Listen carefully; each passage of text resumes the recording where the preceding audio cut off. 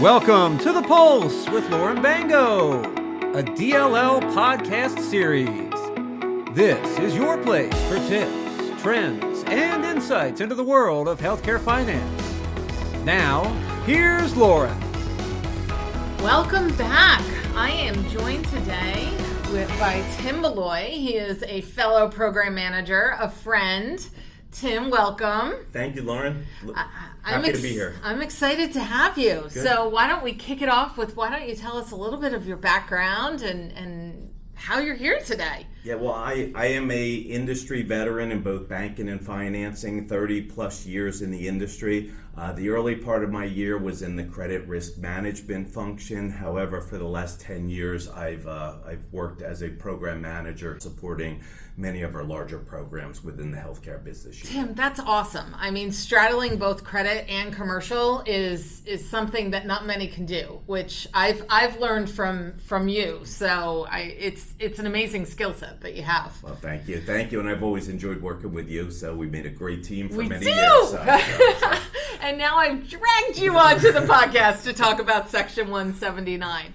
So Section 179, especially this time of the year, comes up a lot. Mm-hmm. And let's start with, what is it? Yeah, Section 179 has been around a long time, and it does evolve from year to year, but it allows businesses to take immediate expense deductions for qualifying equipment instead of capitalizing and depreciating equipment over a period of time. So they can take those tax benefits this year right now and don't have to delay that for future years, and that provides some immediate benefits to those companies. Yeah, I would assume that that's super important to our partners' customers. I mean, can you dig into that a little bit? Yeah, well, it's especially important right now, and especially within the healthcare industry. COVID has had a negative impact on a lot of industries, but healthcare seems to be one that has really taken the brunt of the COVID impact. Despite unprecedented demand for healthcare services, healthcare providers are struggling with rising operating costs, and by way of example, personnel costs are skyrocketing. Labor, absolutely. So while they're also living through shrinking budgets. So using an age-old tool like Section 179 can have immediate benefits. They do have the providers aging equipment. They do need to upgrade it. So this is just another tool in the toolbox that any equipment reps out there should really be trying to use and deploy. That's awesome. And I do just want to note that we are not offering tax, accounting, or legal advice. So any customer should consult their own tax professionals to make sure they understand how this particular benefit applies to them. But we want to make sure that we're giving a high-level overview and making people aware that it exists. 100% agree. Yeah. So tell me, are there any restrictions or anything that our partners should keep in mind when they're telling their customers about this? Yep. Very good question. And probably the biggest piece of advice I can give is just doing that pre-work before you're on a sales call to make sure that your customer, to the extent possible, that they are a taxpayer. I mean, it seems fundamental, but they have to pay taxes in order to deploy a tax benefit along those lines. That makes sense. Now, is there an easy way to do that? There actually is.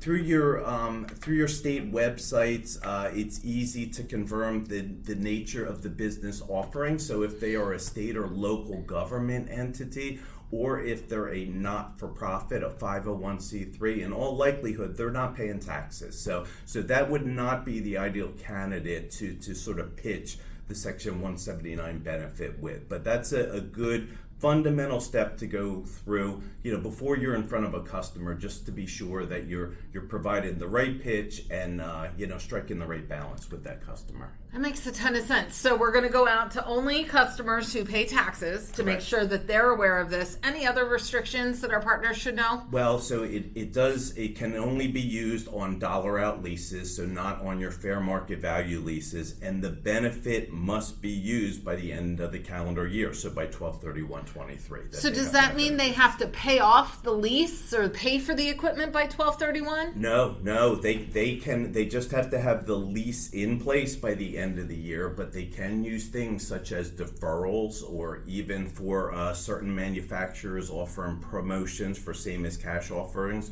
All of that can be utilized, but it gives the end user the benefit of applying the tax benefit for the 2023 tax year. So if I heard you correctly, if you add either a deferral or even a same as cash, if the partner has that option available, the customer can get the tax benefits this year, but not have to make any payments until next calendar year's budget. That's absolutely correct. So, wow. Yeah, and that's a win-win-win all around. That is. So how do you suggest that our partners use this to drive business through Q4? So a couple things. So to me, first of all, by offering this product to your customer, it's raising awareness that the product exists. And I just think it's good for customer relations to show that you're in their corner, you're their trusted advisor, you're somebody who's looking out for them.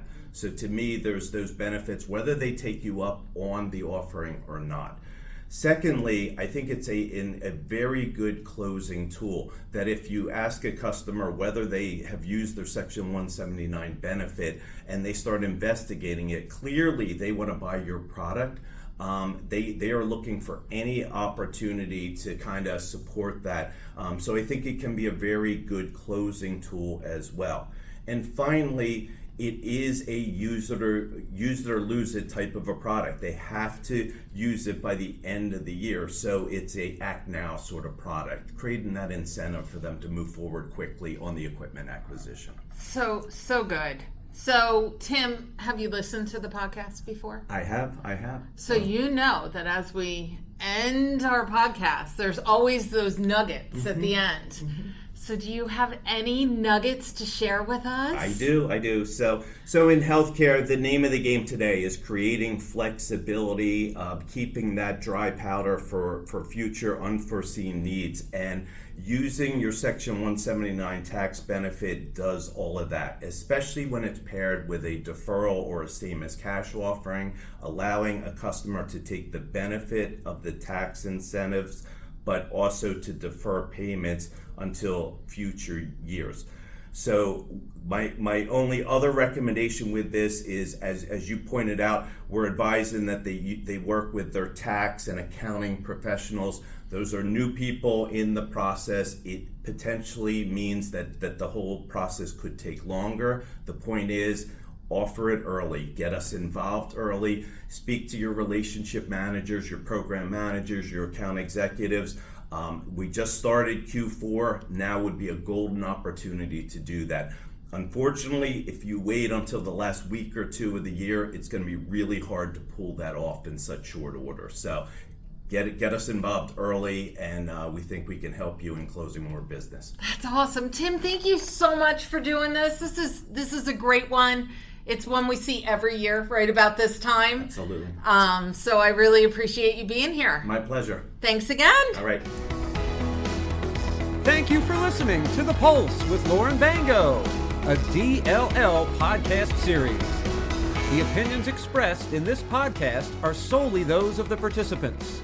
Nothing herein should be construed as legal, tax, accounting, or investment advice. Join us again for the next edition of The Pulse. And thanks again for listening.